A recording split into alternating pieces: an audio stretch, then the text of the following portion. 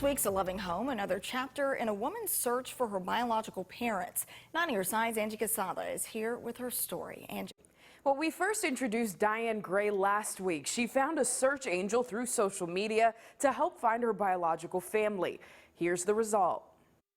She called me 2 weeks before Christmas in 2018 and said, "I have found your mother and you have 3 sisters." At that time I was 63 years old, so for my biological mother to be living was an absolute miracle to me.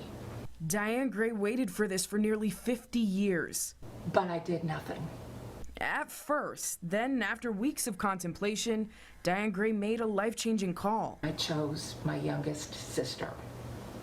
And I told her who I was, but I wanted to make sure that she understood who I was. I told her I was adopted. 30 minutes on the phone. But the more we got to talking, the easier it became to talk with her. When I hung up the phone, I didn't honestly think I'd ever hear from her ever again. You've got a 50-50 shot that they're gonna call you back. She called me back the next day.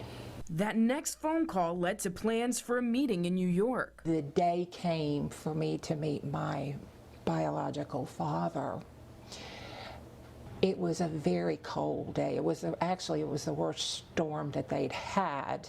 The weather got so bad, Gray wasn't sure she'd make it. But Diane and her adoptive sister pushed through the storm. We pulled up to my father's house, and I had my sister's hand, and I couldn't have done this without holding her hand. So we go through the door into my father's house, and in my father's house I see a lot of people in there. There was about 20 people in there, and I only recognized a few of the people. They're like my 3 sisters who I'd met earlier in the week. But there was a lot of other people, but boy, I looked a lot like them. And so we get in the door.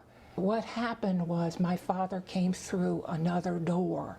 Everybody that was in the kitchen where we all were separated. It got silent. My father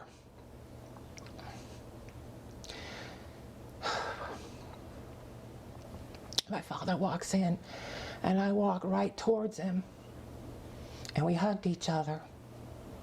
And he says to me, "I'm so glad you're here. I never wanted to let you go. Thank you for your perseverance, and I love you." I'll never forget those words. It's still kind of raw to this day. There wasn't a dry eye. Gray met aunts, uncles, nieces, and nephews. I really felt just touched by the hand of God that He has done this, because there's no other explanation, ever.